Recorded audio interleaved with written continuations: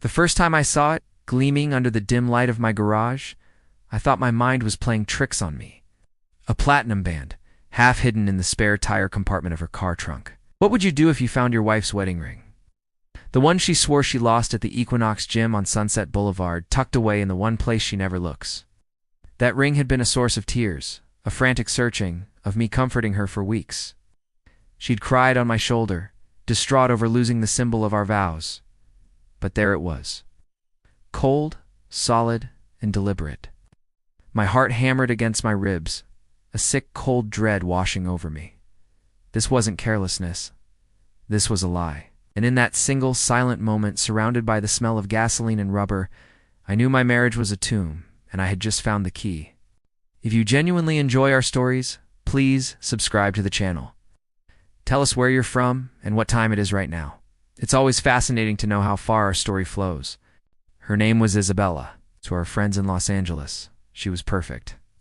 A Pilates instructor with a radiant smile and a social calendar that was always full. For 5 years, I believed I was the luckiest man alive. I worked in commercial real estate, long hours building a life she said she wanted. We lived in a beautiful craftsman house in Silver Lake, overlooking the reservoir. Our life looked like a magazine spread. But behind the perfect facade, something had started to fray. It began with the late-night emergency training sessions. Then came the weekend trips with the girls that my friends' wives knew nothing about. Her phone, once left casually on the kitchen counter, was now glued to her hand, screen down. When I'd walk into a room, she'd quickly end a call with a whispered, "I'll call you back." She started critiquing everything about me, the way I dressed, the friends I had, the way I loaded the dishwasher. I was no longer her partner. I was an annoyance, a roadblock. The woman I loved was replaced by a cold, condescending stranger. One night I found a receipt from the Chateau Marmont in her coat pocket. "Dinner with a client," she said, not even bothering to look at me. The charge was for 2 people, an expensive bottle of wine and a room service bill from the next morning. When I pointed that out, her eyes turned to ice. "Are you accusing me of something, Mark? After all, I do to maintain this life for us." She made me feel small, paranoid, and pathetic. That was her superpower, turning her guilt into my shame. The night I found the ring was my breaking point. I had been looking for a misplaced toolkit and popped her trunk on a whim. Seeing it there, the lie was so blatant, so arrogant. She hadn't just taken it off, she had hidden it. She wanted the freedom to be single without the inconvenience of a divorce. She and her lover, whoever he was, must have felt so untouchable, laughing at the clueless husband back home. That night, I didn't sleep. I sat in the dark living room, staring at the city lights, and I felt something inside me shift. The love I had for her curdled into something else, something cold and methodical. A hurt didn't just break me, it forged me into a weapon. My revenge began not with a bang, but with a whisper.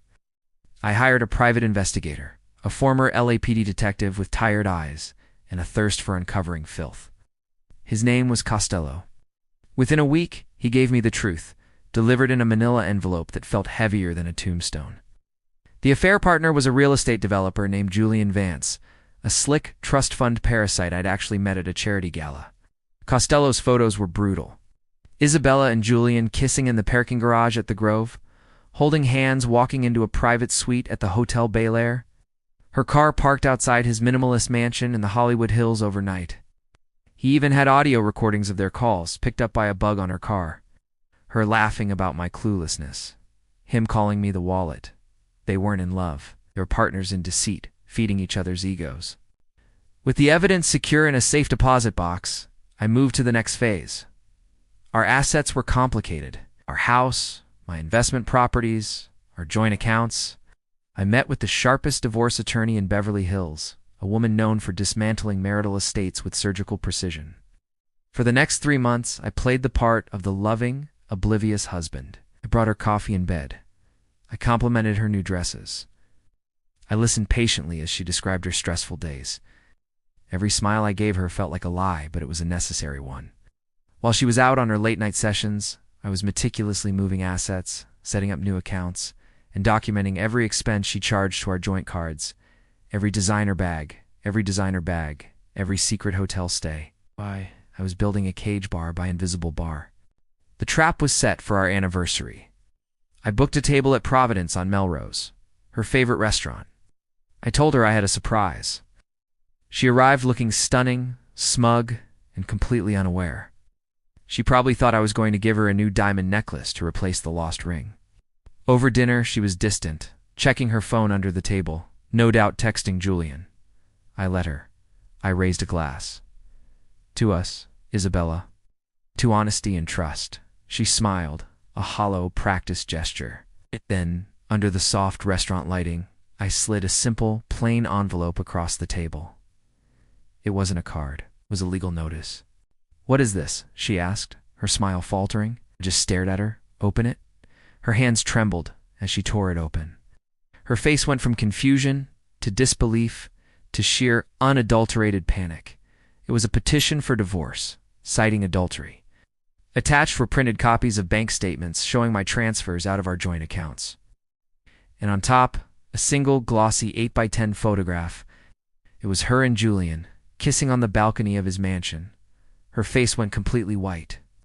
She looked up at me, her mouth opening and closing, but no words came out. "The ring, Isabella," I said, my voice barely a whisper.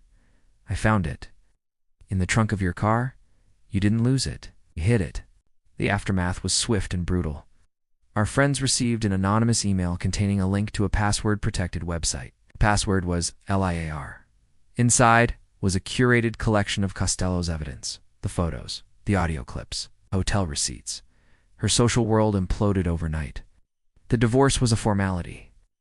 Armed with the infidelity clause in our prenup and the mountain of evidence, my lawyer left her with nothing. She lost the house, her car, and any claim to my assets. Julian, it turned out, was married. His own wife, a formidable woman from a powerful Dallas family, filed for divorce the next day, and I heard he was financially ruined. Isabella had to move into a tiny, rundown apartment in Van Nuys. The last I heard, she was working as a waitress at a diner off the 101 freeway. The radiant glow was gone, replaced by a permanent look of exhaustion and bitterness. Sometimes late at night, I drive past that diner. I don't go in. I just park across the street and watch her through the window as she clears tables, her face illuminated by the harsh fluorescent lights. I don't feel triumph or satisfaction. I feel nothing, just a quiet, hollow cold. She destroyed our life for a cheap thrill, and in the end, I simply showed her the invoice. The end.